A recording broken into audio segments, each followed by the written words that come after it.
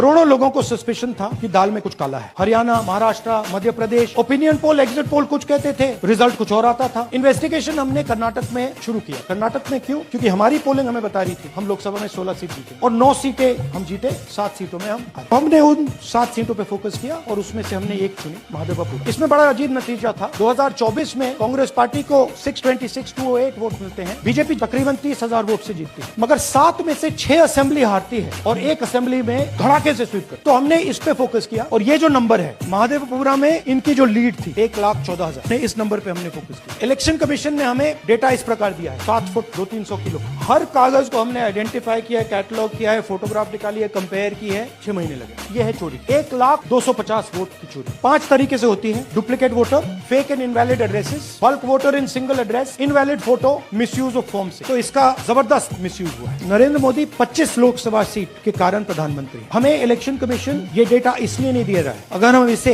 बाकी लोकसभाओं में करा देंगे तो देश की लोकतंत्र की सच्चाई बाहर आ जाएगी। ये क्रिमिनल एविडेंस है और इलेक्शन कमीशन देश में पूरे एविडेंस को डिस्ट्रॉय करने की सोच रहा है। मैंने जैसे कहा 21वीं सदी है, एक हार्ड ड्राइव पे आप पूरा डेटा रख सकते हो, 100 साल 200 साल का डेटा रख सकते, जितना रखना है रखते। मगर इलेक्शन कमीशन 45 दिन में सीसीटीवी को खत्म करना चाह रहा है, वोटर लिस्ट नहीं दे रहा। तो they are colluding with the BJP, they are helping the BJP destroy the election system in India.